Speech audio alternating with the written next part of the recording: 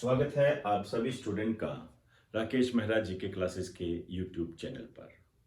आज इस चैनल पर हम HDI के बारे में बात करेंगे। मानव विकास सूचकांक, ह्यूमन डेवलपमेंट इंडेक्स। कम से कम 5 क्वेश्चन इसके अंदर पैट है। पूरी ताकत रखते हैं आपके एग्जाम में आने की और आते जाते रहते हैं। मैं उनकी चर्चा साथ साथ करता रहूँगा। आप साथ साथ इसको लिखते रहें और साथ साथ इसको समझते रहें। स्टार्ट करते हैं HDI। सबसे पहले तो मैंने इसको 4 एंगल में डिवाइड किया है। मानव विकास सूचकांक क्या होता है, जनक कौन है, आधार क्या है, आयाम क्या होते हैं, इसकी वैल्यू कितनी होती है, उस पर हम बात करने जा रहे हैं। मानव विकास सूचकांक आप कह सकते हो HDI, ह्यूमन डेवलपमेंट इंडेक्स।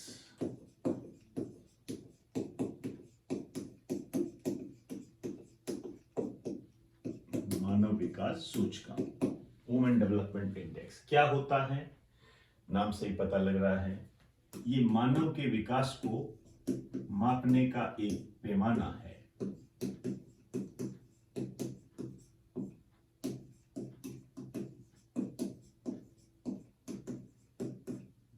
एक पैमाना है, स्केल है ये एक तरीके से, जिसमें ह्यूमन डेवलपमेंट को मापा जाता है और विभिन्न देशों की स्थितियों को इसके अंदर उजागर किया जाता है। एक लाइन लिख दीजिए, इसमें विभिन्न देशों के मानव विकास को मापकर उन्हें रैंक प्रदान की जाती है।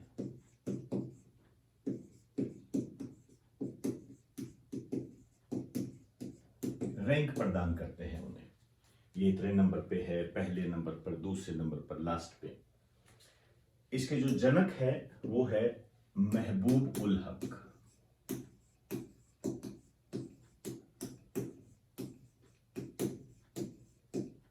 Father of HDI। ये पाकिस्तान के हैं और इनके जनक में, या आप कह सकते हो कि इन्होंने जो HDI बनाया था, इसमें इनके जो सहयोगी थे ये थे प्रोफेसर अमर्त्य सेन।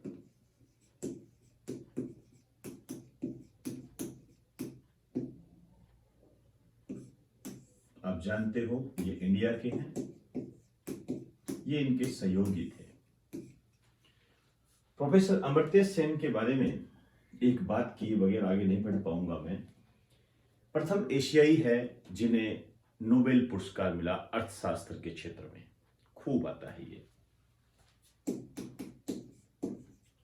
प्रथम एशियाई मतलब एशिया के पहले व्यक्ति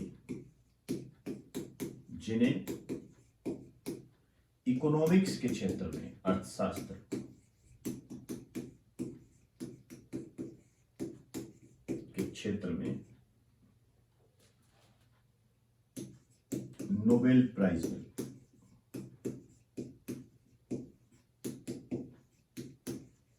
इकोनॉमिक्स के क्षेत्र में एशिया के पहले व्यक्ति है ये। 2-3 सवाल पैदा होते हैं, कब मिला? इन्हें मिला 1998 में। क्यों मिला? ठीक है, इकोनॉमिक्स में मिला, अच्छी बात है, लेकिन इकोनॉमिक्स के कौन से पार्ट के लिए मिला? इन्होंने ऐसा क्या बताया था? तो कल्याणकारी अर्थशास्त्र के लिए, वेलफेयर इकोनॉमिक्स के लिए इन्हें मिला। लिख दीजिए, कल्याणकारी, आप इंग्लिश में लिखना चाहो तो वेलफेयर, कल्याणकारी अर्थशास्त्र के लिए, वेलफेयर इकोनॉमिक्स के लिए इन्हें मिला। वैसे देखा जाए तो ये ये पहले भारतीय हैं जिन्हें यह सम्मान मिला। दूसरे भारतीय जो है जिन्हें नोबेल प्राइज मिला हुआ है वो है अभिजीत बनर्जी। एक लाइन में चाहूंगा आप लिख ही दें, पहले भारतीय जिन्हें अर्थशास्त्र के क्षेत्र में नोबेल मिला। एशिया के पहले व्यक्ति तो है ही है, पहले भारतीय ऑटोमेटिक हो जाएंगे, पहले भारतीय जिन्हें अर्थशास्त्र के क्षेत्र में नोबेल मिला।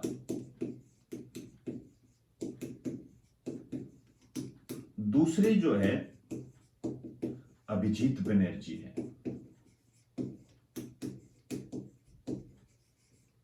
इन्हें 2019 में मिला था, 2019 के अंदर इन्हें मिला था और गरीबी निवारण के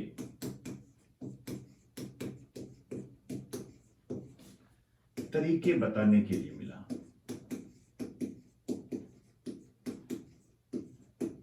इन्हें जो ये सम्मान मिला था गरीबी निवारण के तरीके बताने के लिए मिला। मैं वापस रिपीट कर देता हूं, प्रोफेसर अमर्त्य सेन एचडीआई में सहयोगी के रूप में रहे हैं और इनके बारे में यदि मैं बात कहूं नोबेल प्राइज के संबंध में, ये एशिया के पहले व्यक्ति है जिन्हें अर्थशास्त्र के क्षेत्र में नोबेल प्राइज मिला। 1998 में मिला, वेलफेयर इकोनॉमिक्स के लिए मिला। लेकिन 2019 में अभिजीत बनर्जी को भी अर्थशास्त्र के क्षेत्र में नोबेल प्राइज मिला और जैसे ही इन्हें यह मिला तो हमारे पास दो भारतीय हो गए जिन्हें अर्थशास्त्र के क्षेत्र में नोबेल प्राइज मिला। यहां मैंने लिखा भी है पहले भारतीय अमर्त्य सेन, पहले भारतीय जिन्हें अर्थशास्त्र के क्षेत्र में नोबेल मिला। दूसरे है अभिजीत बनर्जी जिन्हें 2019 में गरीबी निवारण का तरीका बताने के लिए दिया गया था। यह क्वेश्चन आ भी चुका है।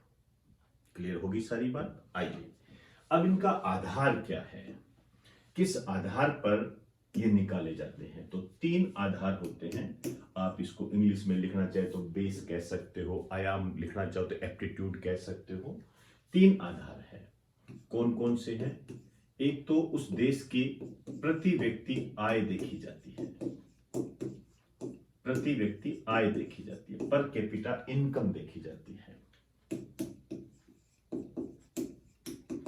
पर कैपिटा इनकम, इसको देखा जाता है। दूसरा उसमें साक्षरता दर देखी जाती है, लिटरेसी रेट, उस देश की जो साक्षरता दर है वो देखी जाती है। और तीसरा जीवन प्रत्याशा देखी जाती है। जीवन प्रत्याशा का मतलब होता है हेल्थ, जीने की आयु, आप कह सकते हो लाइफ एक्सपेक्टेंसी।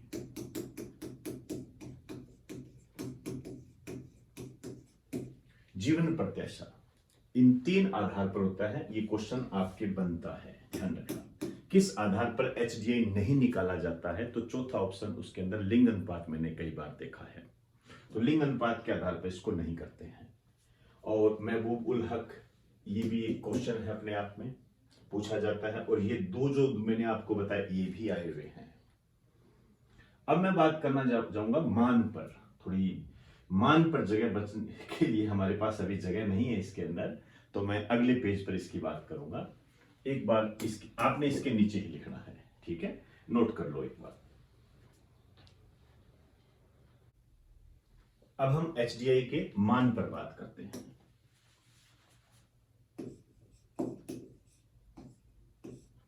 एचडीआई का मान,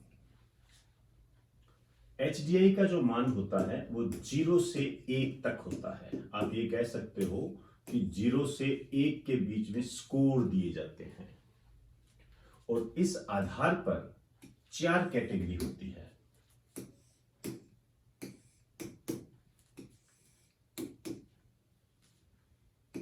चार कैटेगरीज आप कह सकते हो, 4 श्रेणियां,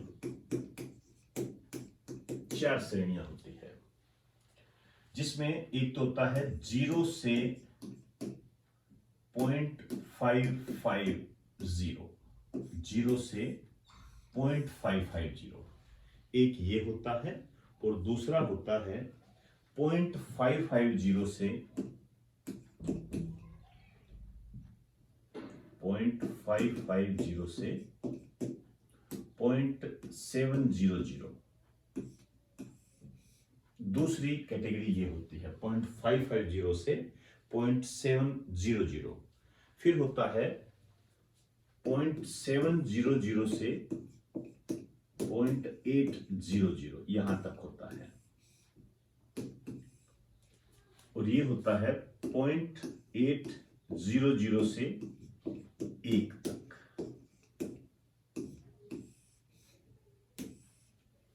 ये 4 कैटेगरी होती है इस मान के आधार पर। यदि हम इसको कहें तो ये होता है निम्न मानव विकास। आप कह सकते हो लो ह्यूमन डेवलपमेंट, लो ह्यूमन डेवलपमेंट। दूसरा होता है मध्यम मानव विकास,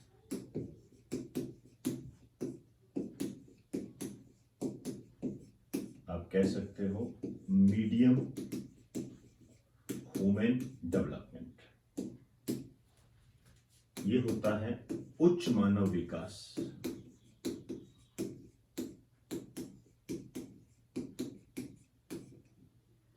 हाई ह्यूमन डेवलपमेंट। ये होता है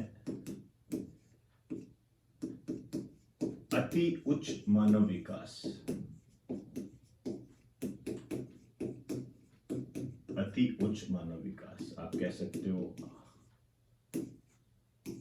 वेरी हाई ह्यूमन डेवलपमेंट। अब इसमें हमें यह देखना है कि भारत को कौन सा स्थान मिला है, स्कोर कितने हैं, ये सब बातें हमें जाननी है। आप समझ गए होंगे कि यदि जो 0 आ गया तो सबसे कम मानव विकास, 1 आ गया सबसे ज्यादा मानव विकास। 0 का मतलब होता है सबसे कम मानव विकास।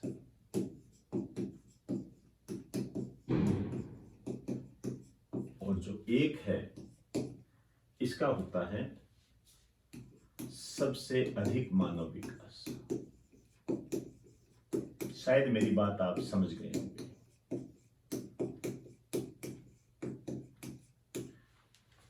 अब मैं ये बात करूंगा कि एचडीआई जारी कौन करता है, कौन सी संस्था है जो एचडीआई जारी करती है, उस पर हम बात करेंगे। वर्ल्ड लेवल पर ज्यादा महत्वपूर्ण होता है। इससे पहले मैं ये बता दूं आपको कि इसके अंदर जो है ये नए क्वेश्चन बनकर उभर कर आएंगे। जैसे आपसे पूछ लेगा भारत का स्कोर क्या है, स्कोर क्या है भारत का। इसी तरीके से यहां पर जो है ये आपके सामने सारे क्वेश्चन है, नजरअंदाज ना करें बिल्कुल भी इसको। तो ये जो मान है 0 से 1 के बीच में होता है, इस टाइप के क्वेश्चन बने हुए हैं, नोट करो आप इसे। अब हम एचडीआई को 3 पार्ट्स में लेके देखेंगे। एक तो भारत के संबंध में, और एक इंडिया के संबंध में, और एक राजस्थान के संबंध में। 3 पार्ट्स में लेके देखेंगे। किस तरीके से क्वेश्चन बनते हैं आपको मैं पहले ही बता दूं। इसमें जो वर्ल्ड लेवल का होता है एचडीआई, उस पर ज्यादा बनते हैं, इंडिया लेवल पर कम बनते हैं, और राजस्थान में भी कम बनते हैं। देखते हैं। सबसे पहले मैं कैटेगराइज कर रहा हूं विश्व के संदर्भ में एचडीआई।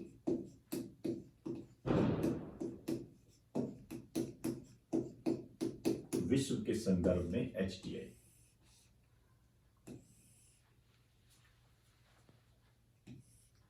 पहला सवाल यह पैदा होता है कि सबसे पहले किसने जारी किया।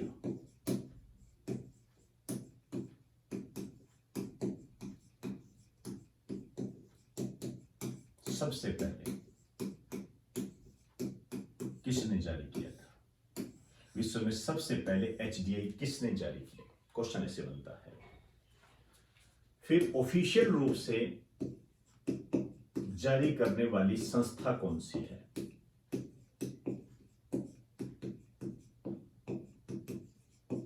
जारी करने वाली संस्था कौन सी है वर्ल्ड लेवल पर।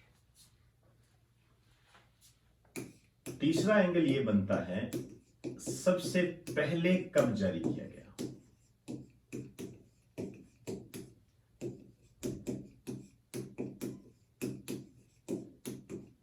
ये 3 एंगल बनते हैं।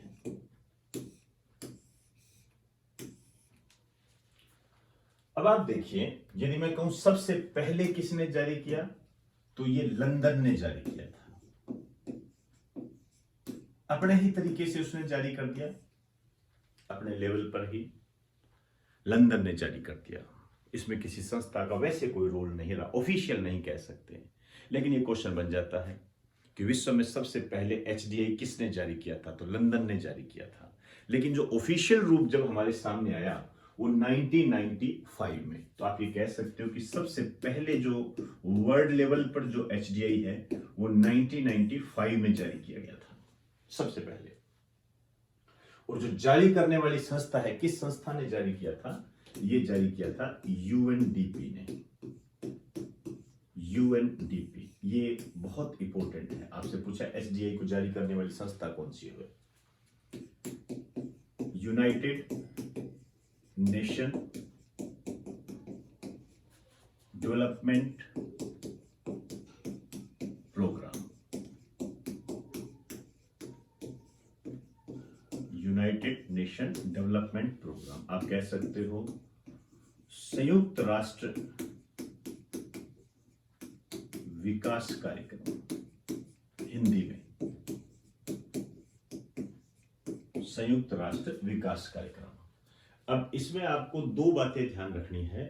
एक तो ये कब स्थापित हुआ और एक इसका हेड ऑफिस कौन सा है। यदि मैं कहूं इसकी स्थापना की तो 65 में ये स्थापित हुआ था, 1965 में इसकी स्थापना हुई। और इसका जो हेड ऑफिस है ये है न्यूयॉर्क। अमेरिका का सबसे बड़ा नगर है ये न्यूयॉर्क, ये इसका हेड ऑफिस है। और यदि मैं एट ए टाइम लेटेस्ट इसके हेड की बात करूं तो ये है अकीम स्टीनर।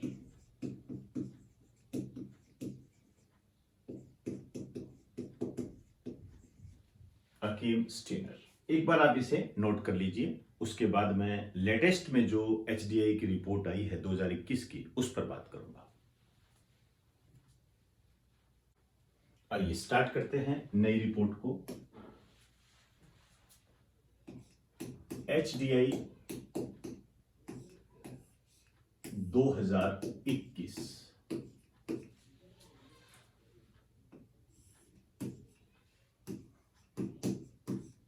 ये जारी कब हुई, किसने की, इसकी बात करेंगे। फिर हम बात करेंगे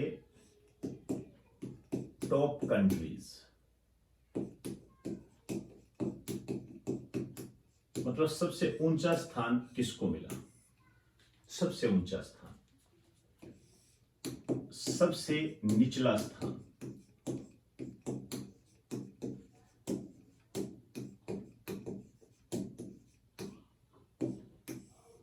सबसे निचला स्थान। और इसी के तहत हम जोड़ेंगे भारत के स्थान को। तो ये जो जारी किया गया है, ये जारी किया गया है 8 सितंबर 2022 को। और किसने जारी किया? मुझे नहीं लगता कि आपको बताने की आवश्यकता है।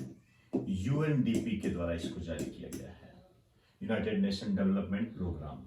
और इसके अंदर जो कुल देश शामिल किए हैं इस बार इन्होंने ये किए हैं 191 देशों की इन्होंने एक सूची तैयार की है। इसमें जो टॉप कंट्रीज है, मैं 3 का नाम लेना चाहूंगा यहां पर।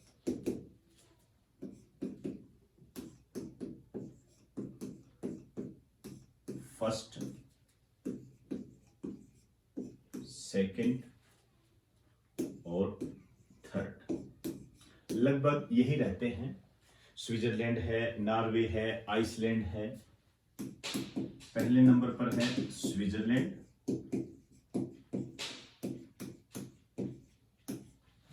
दूसरे नंबर पर है नॉर्वे। आप जानते हो इसे मध्य रात्रि के सूर्य का देश कहा जाता है, मिडनाइट सन कंट्री बहुत आता है ये।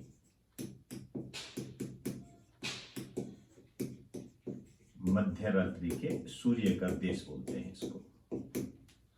और तीसरा जो है ये है आइसलैंड।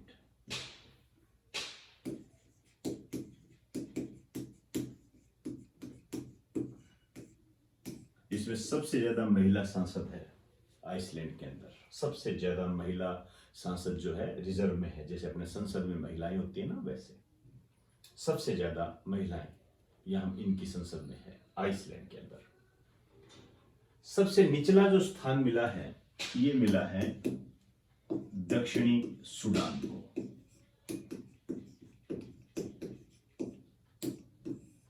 दक्षिणी सूडान को मिला है। ये 2011 में इस देश की स्थापना हुई थी और इसका स्थान 191वां है। थोड़ा सा बता देता हूं, ये जो इस्टेब्लिश हुआ था 2011 में ये नया देश बना था और इसकी जो राजधानी है ये जुबा है। जुबा यूएनओ का 193वां सदस्य देश है ये। यूएनओ का 193वां सदस्य देश है दक्षिणी सूडान। अब मैं बात करूंगा भारत के संबंध में और भारत को पड़ोसी देशों के साथ जोड़कर भी आपको बताऊंगा और आपको भी ये जानना चाहिए। नोट करें इसे। आइए भारत पर बात करते हैं। भारत का जो स्थान है ये है 132वां स्थान भारत को प्राप्त हुआ है। गिरावट दर्ज की गई है इसके अंदर। पहले मैं इसके स्कोर की बात कर लेता हूं। स्कोर, भारत का जो स्कोर है इसके अंदर आपको ध्यान रखना पड़ेगा, वर्तमान में ये क्वेश्चन आते हैं। 0.633 स्कोर मिला है। अभी मैंने आपको बताया था ना 4 कैटेगराइज करके।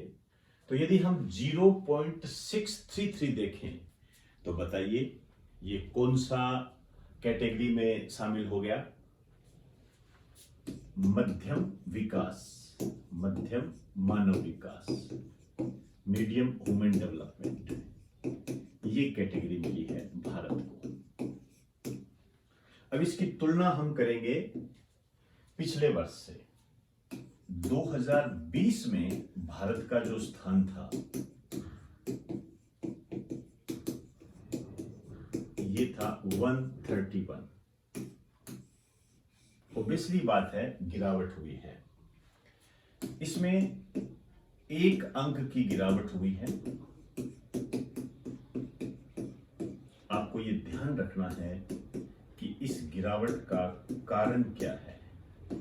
इस गिरावट का कारण है लाइफ एक्सपेक्टेंसी में गिरावट।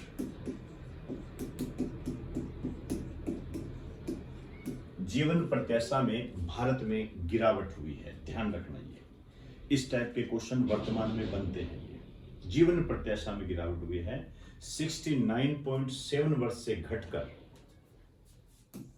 69.7 वर्ष से घटकर 67.2 वर्ष हो गई। भारत में जो जीने की आयु है वो 69.7 से घटकर 67.2 वर्ष हो गई। इसको एक महत्वपूर्ण कारण बताया जा रहा है एचडीआई में गिरावट का, और काफी हाईलाइट किया गया। इस कारण से ये इंपॉर्टेंट हो जाती है।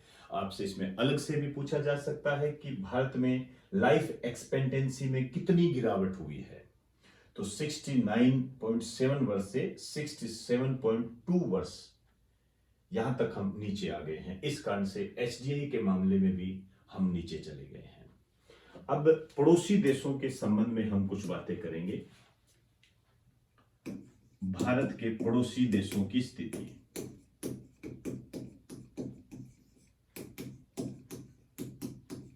देखिए, ज्यादा तो ध्यान देने की आवश्यकता नहीं है। बट कुछ कंट्री है जैसे पाकिस्तान हो गया, इसकी रैंक आपको पता होनी चाहिए। इसके अलावा श्रीलंका की रैंक पता होनी चाहिए।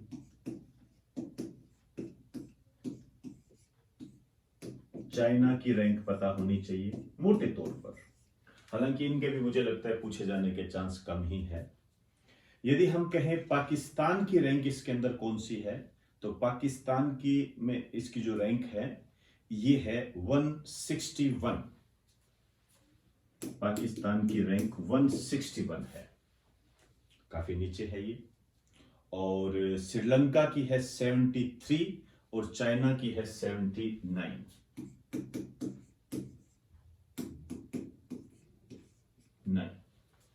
तो पाकिस्तान तो काफी हमसे पिछड़ा हुआ है, लेकिन श्रीलंका और चाइना जो है ये मानव विकास के मामले में हमसे आगे हैं। अफगानिस्तान को जो रैंक मिली है 180 है, इसको तो खैर मिलनी ही थी, इसके हालात तो आप जानते ही हो।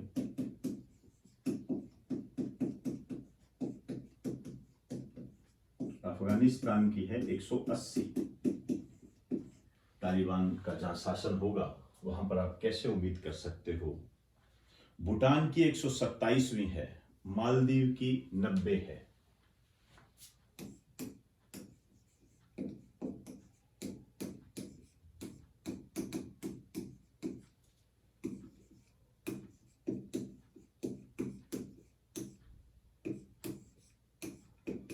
मालदीव की जो है 90 है, भूटान 127 और मालदीव 90।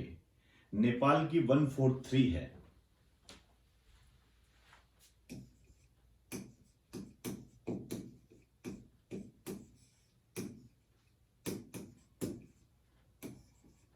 और म्यांमार की 149 है। म्यांमार की 149 है। जो बांग्लादेश है इसकी 129 है।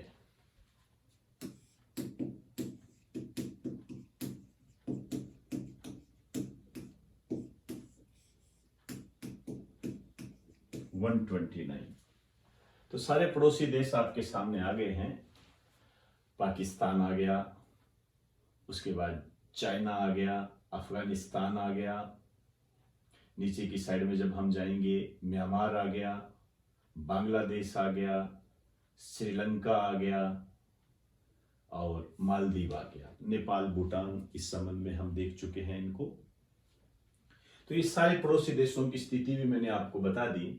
हल्का सा आप ये गौर रखें इस पर, यदि कुछ नया करना चाहते हो तो आप ये समझ सकते हो इसके अंदर कि इस टाइप से क्वेश्चन बन सकता है कि भारत से ज्यादा विकसित पड़ोसी देश कौन सा है। तो मैं कुछ निशान लगा रहा हूं, उस पर आप गौर करें।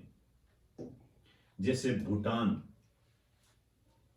हमसे ज्यादा डेवलप है मानव विकास के मामले में, और बांग्लादेश भी हमसे ज्यादा डेवलप है मानव विकास के मामले में। इसके अलावा श्रीलंका है, चाइना है, ये हमसे ज्यादा डेवलप है। मालदीव भी हमसे ज्यादा डेवलप है। हम जो आगे हैं पाकिस्तान, अफगानिस्तान, नेपाल और म्यांमार से आगे हैं। इस तरीके का एनालाइज आप स्वयं करें और हो सके तो एक दो सूची बना लें।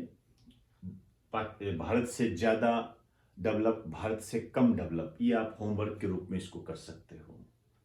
क्योंकि देखिए वर्तमान में जो क्वेश्चन बन रहे हैं बहुत ही सतर्कता बरतने की आवश्यकता है उसके संबंध में, तो आपको ध्यान रखना पड़ेगा। एक बार आप इसे नोट कर लें।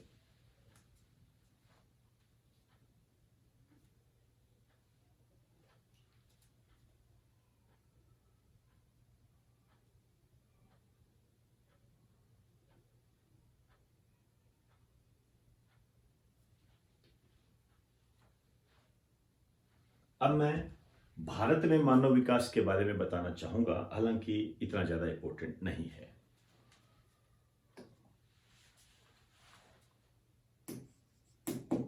भारत के संदर्भ में एचडीआई।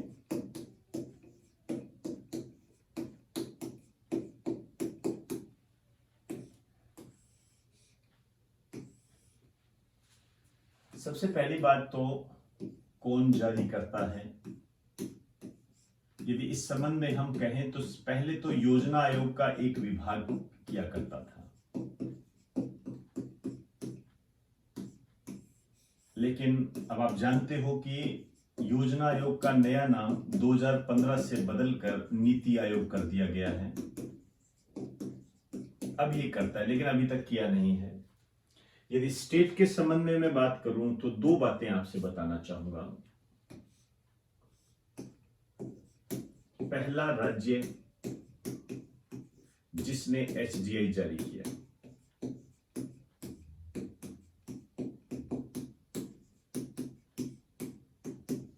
एक क्वेश्चन तो ये बनता है कि पहला राज्य कौन सा है भारत का जिसने एचडीआई जारी किया। दूसरा, पहला जिला जिसने एचडीआई जारी किया।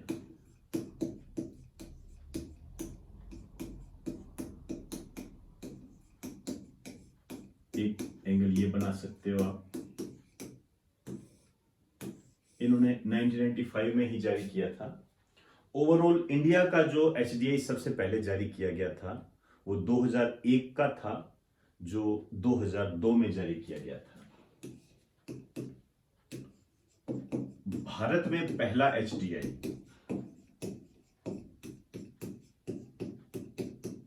ये 2001 का था, जो 2002 में जारी हुआ था। भारत में पहला एचडीआई। उसके बाद जो है 2011 में जारी किया गया था और फिर कभी नहीं जारी किया गया। एचडीआई 2011 ये जारी किया गया था। हल्की सी बात हम एचडीआई 2011 के बारे में कर लेंगे, फिर हम इसको राजस्थान से जोड़ेंगे। पहले हम इन स्थितियों को देख लें। पहला राज्य जिसने एचडीआई जारी किया ये मध्य प्रदेश था, इसने जारी किया था। और पहला जिला भारत का जिसने एचडीआई जारी किया था ये राजगढ़ था, ये भी मध्य प्रदेश का एक जिला है, इसने जारी किया था। एचडीआई 2011 जो है इसमें मैं आपको बता दूं, टोटल जो कुल क्षेत्र हमने शामिल किए थे या कुल राज्य या क्षेत्र कह दीजिए, यूनियन टेरिटरी को भी इसके अंदर लिया गया था, तो टोटल 23 हमने ये शामिल किए थे। इस 23 में जो सबसे टॉप पर रहे थे केरल, दिल्ली और हिमाचल प्रदेश रहे थे। जो टॉप स्टेट थे ये थे केरल पहले नंबर पर, दूसरे नंबर पर दिल्ली और तीसरे नंबर पर गोवा था, चौथा हिमाचल प्रदेश था और जो सबसे निचला स्थान जो मिला था, सबसे निचला स्थान आप कह सकते हो 23वां स्थान जो मिला था ये मिला था छत्तीसगढ़ को। छत्तीसगढ़ को ये स्थान मिला था, सबसे निचला स्थान 23वां। तो ये तभी जारी किए गए थे। अभी इनके बारे में कोई जानकारी मिलती नहीं है। कोई क्वेश्चन आए तो थोड़ा ध्यान से कर लेना। पुराने पेपर देखते हैं तो इनकी कुछ झलकियां मिल जाती है। आपके नोट्स में होना चाहिए, एक रीडिंग तो बनती है, आप ये कह सकते हो, तो नोट कर लीजिए एक बार।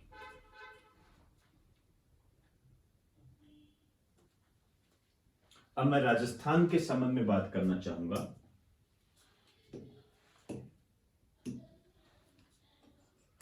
राजस्थान के संदर्भ में एचडीआई ये उनके लिए उपयोगी है जो राजस्थान की तैयारी करते हैं। राजस्थान के संदर्भ में एचडीआई एक तो जारी कौन करता है, तो इसको जारी करने वाली जो संस्था है वो है विकास अध्ययन संस्थान। ये झालाना डुंगरी के पास में है, जयपुर में ये जारी करता है। लेकिन वही बात है, जो पहला एचडीआई है ये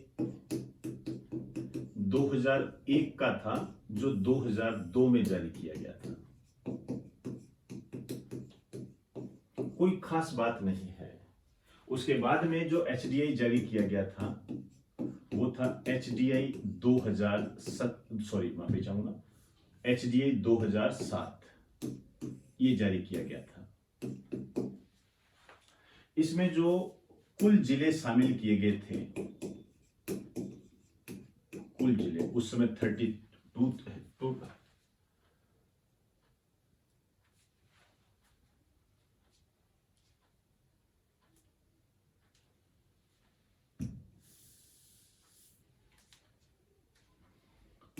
HDI 2007 ये जारी हुआ था, उसके बाद नहीं हुआ। इसमें जो कुल जिले शामिल किए गए थे ये 32 थे, क्योंकि उस समय 32 ही थे। 2008 में जो प्रतापगढ़ जुड़ा था, तो 2008 में तो उस टाइम प्रतापगढ़ था ही नहीं जिला।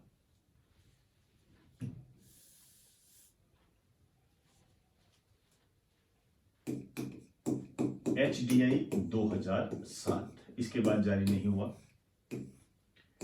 इसमें जो कुल जिले शामिल किए गए थे 32, इस समय 32 ही थे। इसमें जो पहले नंबर पर था ये था कोटा। कोटा को पहला नंबर मिला था इसके अंदर।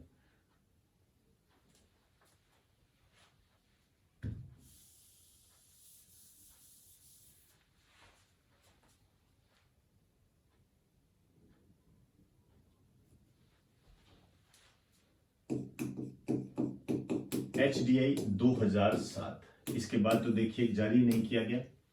इसमें जो कुल जिले शामिल किए गए थे ये शामिल किए गए थे 32, और इसमें जो टॉप जिले थे इसमें पहले नंबर पर था श्रीगंगानगर,